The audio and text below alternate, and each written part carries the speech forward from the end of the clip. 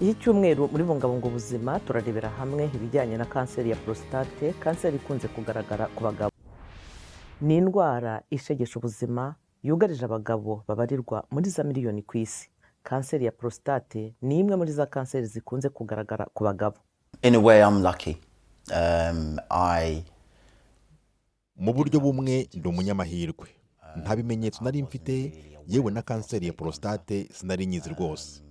Ariko umushuti wanjye yarampamagaye arambwira ngo ndwaye kanseri. Ndamubaza nti uravuga ibiki? Urwaye kanseri? Kandi tunganya imyaka. Nawe afite ubuzima bwiza no ku mubiri. Twari twaramenyaniye muri siporo, rero narumiwe. Ariko nanjye yanshishikarije kujya kwisuzumisha. Nshimira Imana ko nkiriho.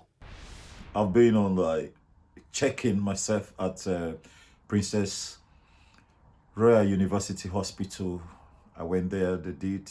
Nisuzumishirije ku bitaro bya Princess Royal University Hospital.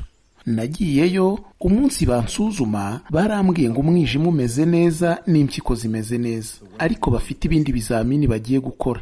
Barangije ibizamini byose rero, hari mu masaha y'igicuku hafi nka 5:00 abaganga ba kanseri baranyegereye, hanyuma bambwira ko ishobora kuba ari kanseri ya prostate. Mbwira umugore wanjye ko bansanzemo kanseri ya prostate. Byari bingoye kubyakira, ariko naje kumugezaho iyo nkuru.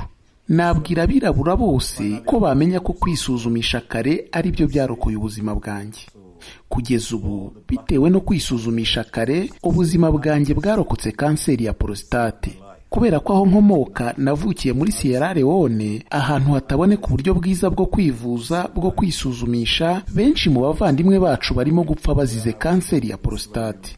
Kwisuzumisha kare birokora ubuzima.